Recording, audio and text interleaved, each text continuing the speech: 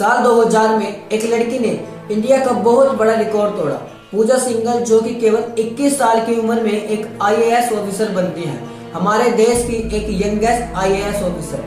बचपन से ही इनसे बहुत सी उम्मीदें थी, क्योंकि इन्होंने अपने स्कूल यूनिवर्सिटी में क्लास में टॉप किया था और इतनी सारी एक्सेप्टेशन के साथ में ये एक आईएएस ऑफिसर बनती है। झारखंड के हजारीबाग में जब यह एक सब डिविजनल ऑफिसर बनती है तो इन्होंने बहुत से गोडाउन्स पर रेड मारी और जो झारखंड की शिक्षा परियोजना के तहत इनलीगल किताबें बेची जा रही थी उनको सीज किया। उनके कामों की वजह से वह 2014 में ऑफिसर ऑन स्पेशल ड्यूटी बनी झारखंड के चीफ सेक्रेटरी के लिए और 2021 में यह माइंस एंड इंडस्ट्रीज डिपार्टमेंट की सेक्रेटरी बनती है। लेकिन 2022 में एक शॉकिंग चीज होती है।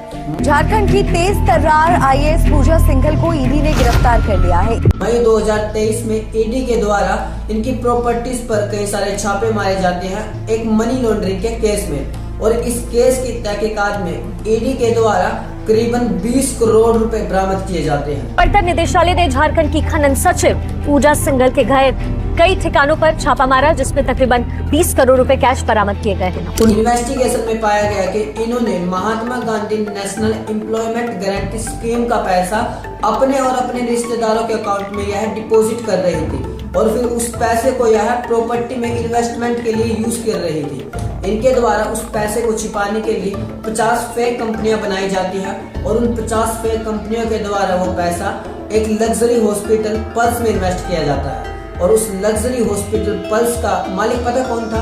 इस पूजा सिंघल का पति। ऐसे होती है मनी लॉन्ड्रिंग। कई रिटायर्ड और सर्विंग ऑफिसर कहते हैं कि पूजा सिंघल पर पहले भी कार्रवाई की जा चुकी है, लेकिन वो किसी न किसी तरीके से झारखंड के चीफ मिनिस्टर का भरोसा पा लेती थी और जिसकी वजह से सारी इन्वेस्टिगेशन बंद हो जाती थी। पूजा सिंघल इस पूरे करप्शन का एक सिर्फ एग्जाम्पल है, लेकिन कई आईएएस ऑफिसर एक ऑर्गेनाइज माफिया की तरह काम करते हैं, क्योंकि वो किसी को भी अकाउंटेबल नहीं होते।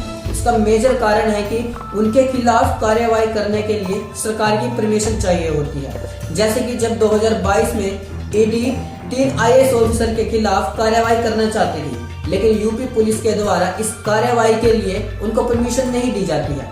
2016 से 2019 के बीच में सरकार के पास करीब 2500 कंप्लेंट आती हैं सिविल सर्वेंट्स के खिलाफ, लेकिन उनमें से केवल 2 आईएएस ऑफिसर को ही डिसमिस किया जाता है करप्शन चार्जेस पर। लेकिन इस पूरे करप्शन का हम आईएएस पर भी ब्लेम नहीं डाल सकते, क्योंकि सिस्टम ही ऐसा है कि आईएएस भी चाहकर हमारा भला नहीं कर पाते।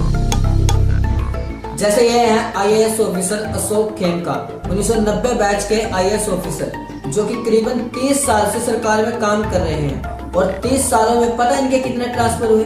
55, यानी कि हर साल में करीबन 2 ट्रांसफर होते हैं इनके। 2012 में एक डीएलएफ लैंड स्कैम हुआ था, जिसकी इन्वेस्टिगेशन अशोक खेमका ने करी थी और जब इन्होंने छानबीन करनी शुरू की तो इनका ट्रांसफर कर दिया गया। रॉबर्ट वाड्रा जमीन विवाद में जांच के आदेश देने वाले आईएएस अशोक खेमका का तबादला कर दिया गया है। 2019 के इस सरकारी डाटा ने बताया कि एक ऑन एवरेज आईएएस ऑफिसर केवल 464 दिन ही पोस्ट पर रहता है, यानी कि 15 महीने। अब वो हमारी प्रॉब्लम को कैसे सोल्व करे?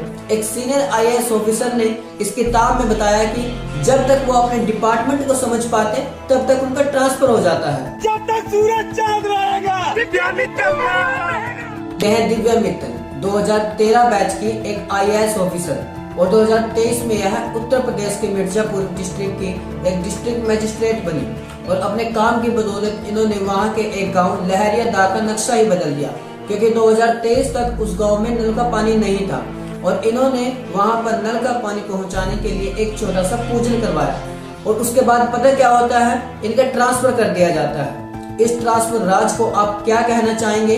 विचार जरूर करना। धन्यवाद।